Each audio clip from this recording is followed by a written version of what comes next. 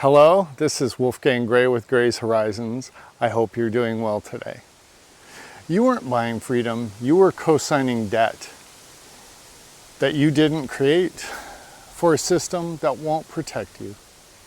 For decades, Americans believed homeownership was the key to financial freedom.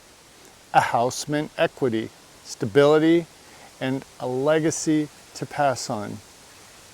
But that dream wasn't real. It was collateral, and now we're paying the price. They told us, buy a house, build equity, and ride it to retirement. But what they didn't say is that your home would be tied to an entire ecosystem of debt, taxes, and financial manipulation. It wasn't about ownership. It was about obligations. Even if you own your home outright, stop paying your property taxes and see how long that lasts. You're not free. You're renting from the state. Ownership is an illusion when it's tied to never-ending payments, changing assessments, and systems designed to extract more from you every year.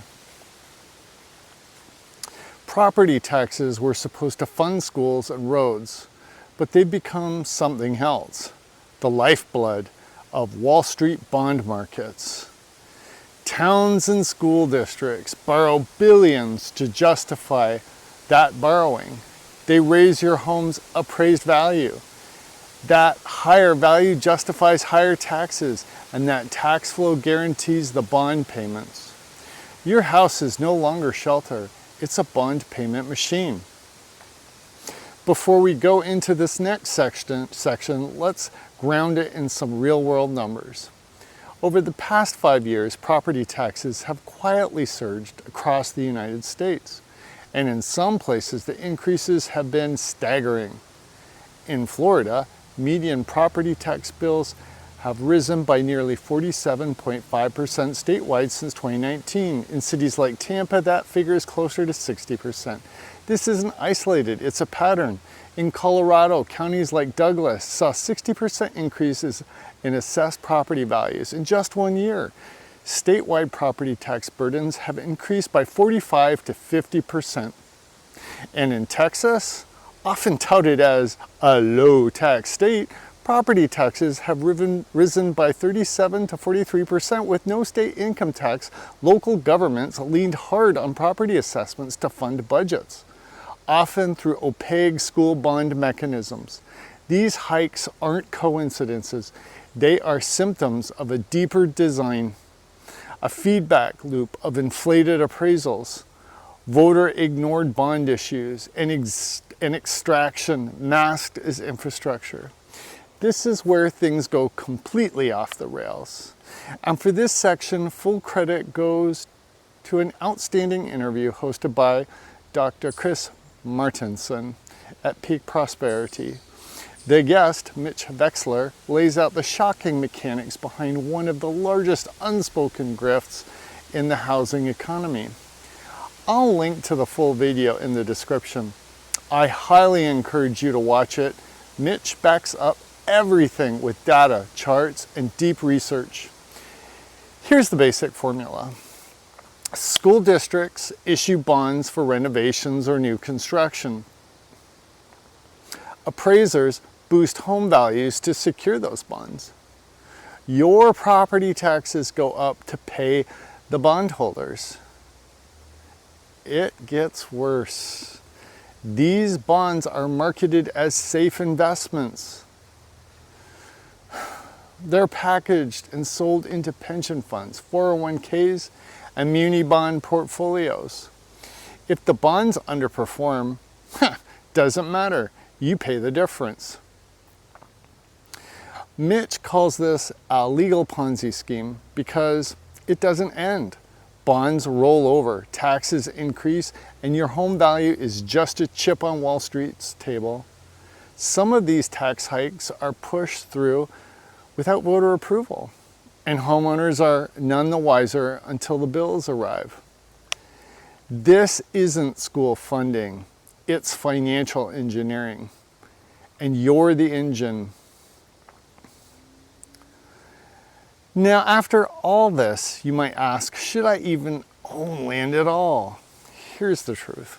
Land is still one of the smartest assets you can own, but only if you treat it the way the elites do. See, most people buy homes. The elites, they buy land, and they make sure that land pays them back. When your land produces income through agriculture, timber, solar leasing, rentals, or event space, it offsets the rising cost of ownership. But if your land just sits there as a liability with rising taxes and no return, it becomes a drain. I own my own home so that I could manage my outflows. Rent is something that has to go up to keep up with property taxes.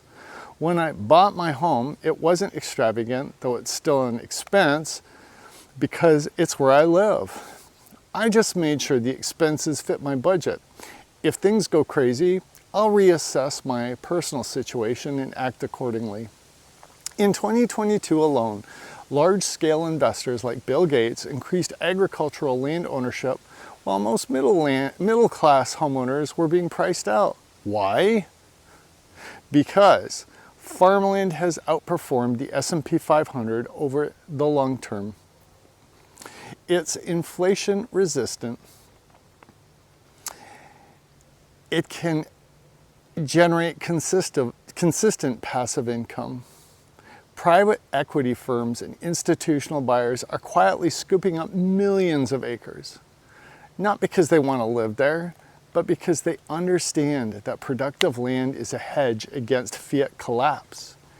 Even BlackRock, often cited as buying up single-family homes structures, many of those purchases inside bond-backed instruments that are ultimately supported by taxpayer-backed payments.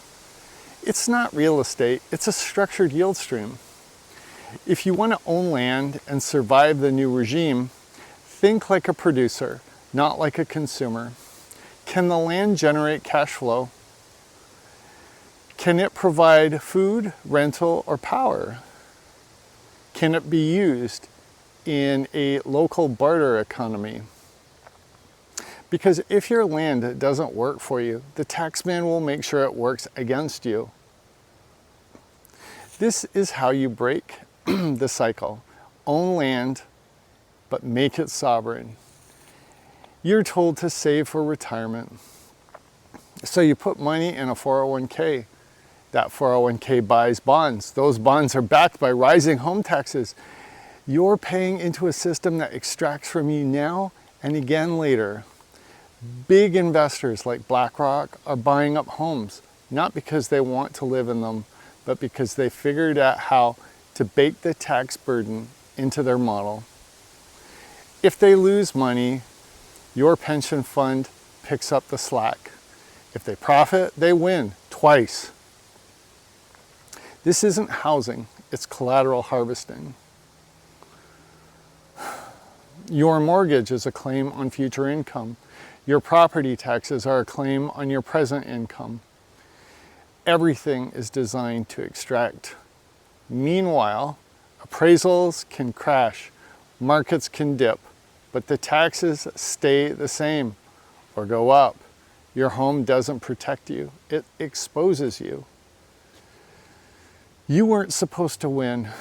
The middle class was created to serve a purpose.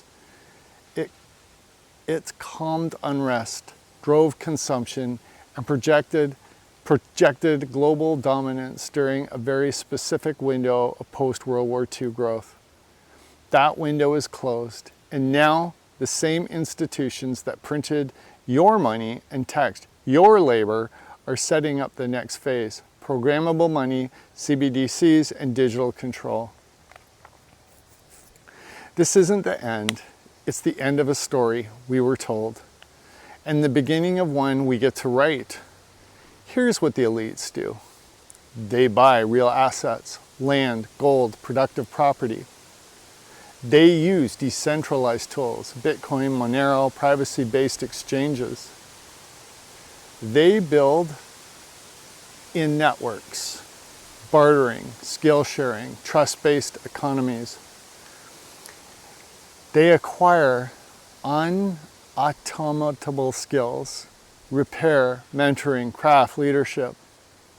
You can too. Start a side hustle, learn new tools, leverage AI, exit the trap. Don't rebuild the middle class, build something better, more human, more free. If this resonated, hit like and subscribe. Check the description for the link to the Peak Prosperity video with Mitch Vexler. It's essential viewing, and remember, stay sharp, stay sovereign. I'll see you in the next one.